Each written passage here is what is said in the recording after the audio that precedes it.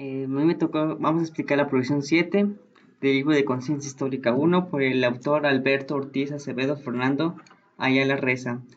El objetivo de esta provisión es explicar las características sociales de la Nueva España. Como primer punto, son los antecedentes de una sociedad jerarquizada. Nos platica que antes de la colonia española ya existía una adaptación de sistemas preexistentes, tanto en las culturas mesoamericanas como en la castellana.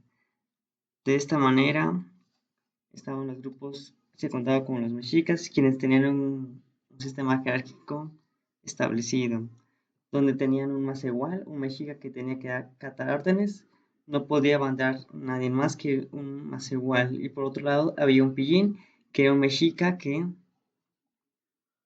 daba las órdenes que eran recibidas por los más iguales.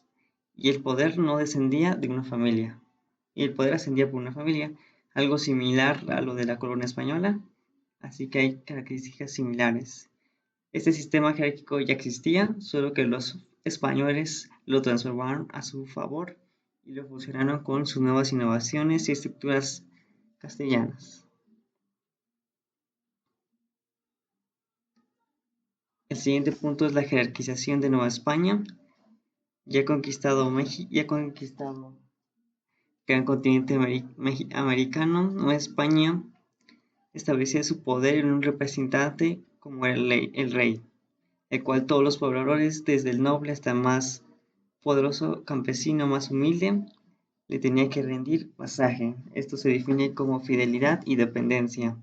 El rey era visto dentro de su gobierno como el Cristo de la tierra, quien era el representante de Dios, por lo que su autoridad era divina, nadie podía protestar o hacer nada, una rebeldía, más que acatar sus órdenes.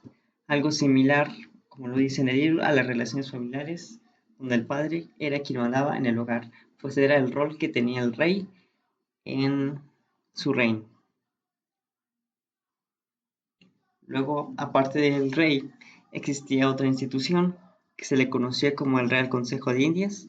Esta institución fue creada en 1524, cuyas funciones eran asesorar al rey en todo lo relacionado con los reinos conquistados americanos. También despachaban nombramientos, publicaban leyes, revuelven litigios, o sea, disputas legales. Supervisaban a las autoridades americanas, nombraban autoridades religiosas y regulaban el comercio. Eran casi como la mano derecha del rey, ya que el rey no gobernaba aquí, y lo ayudaban en todos estos asuntos. Era una institución muy adelantada a la época.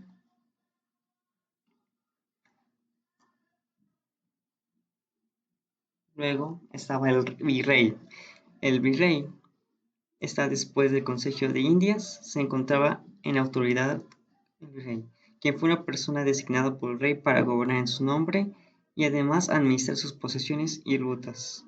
Por lo tanto, el virrey era considerado como el gobernante y atendía asuntos públicos y defendía el reino. Era como, era como el rey, pero en su nombre, ya que el rey se establecía en España y el virrey se establecería en ciudades americanas, bueno, latinoamericanas. Y luego está la Real Audiencia, que era un grupo de magistrados con un presidente y 4 oradores, quienes además de mantener vigilado al virrey, debían asesorar en cuestiones jurídicas y asimilar las funciones de gobierno en el periodo de transición entre un virrey a otro, desde que se acaba el ciclo de un virrey y pasa a otro virrey. Debían hacer la justicia, verificar que las leyes se cumplían y recibir las quejas de los vasallos del rey y comunicarlas al Consejo de Indias. En la Real Audiencia se asimila un poco a la Suprema Corte, ya que ellos ya que se encarga de impartir la justicia, pues era básicamente, como aquellos tiempos, la Real Audiencia. Otra institución era la Real Hacienda. Esta institución es encargada de las finanzas del reino, como el cobro del tributo, y también podía intervenir en asuntos eclesiásticos, o sea, asuntos religiosos o católicos. Este, si lo trasladamos a la actualidad, sería como el SAT, y pues básicamente es lo que se dedica a la Hacienda. Por otra parte, también estaban las autoridades como los cabildos, quienes eran autoridades locales conformadas por vecinos, aquellos que demostraban tener propiedades y prestigio dentro de la comunidad.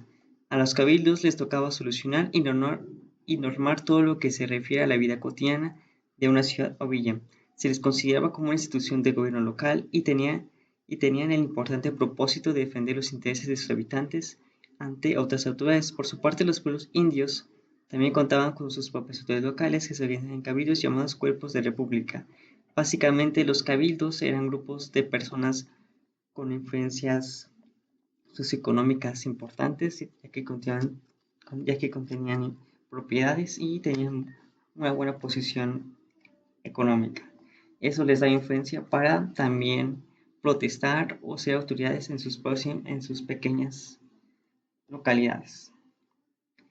Y como último, también se encuentra la Iglesia Católica, que también tuvo una gran influencia. La Iglesia estaba conformada por el clero, compuesto por los miembros de la Iglesia, del más humilde cura hasta el arzobispo, y por su parte el ejército de Cristo en la tierra.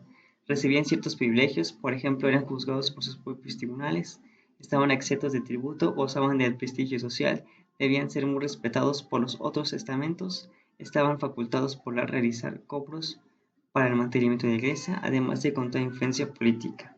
Contaban con sus propias normativas y se encargaban del administrador de lo religioso y la vida espiritual. Como ven, la Iglesia Católica también tuvo un peso muy importante en la colonia española en su jerarquía, ya que la Iglesia, aparte de influir espiritualmente, como lo dice, también era una influencia muy política, como los privilegios que también contaban. Esos son sus pros y contras que tiene la Iglesia. Y con esto termina la progresión 7. Aquí hablamos de la jerarquía que tuvo Nueva España y prehispánica, que ya como lo había dicho, también contaban con una jerarquía primitiva a comparación de la Nueva España, que ya tenía un órgano más formado, más innovador incluso, ya que gran parte de estas instituciones, si las trasladamos a la actualidad, son básicamente casi lo mismo, pero la Iglesia Católica perdió un peso político después de la independencia. Tenemos la Real Hacienda, que se asimila al SAT, tenemos la Real Audiencia, que es la Suprema Corte, o sea, hay similitudes entre órganos y nos habla de esa transición histórica. Y es básicamente lo que habla la progresión 7 y espero que hayan entendido.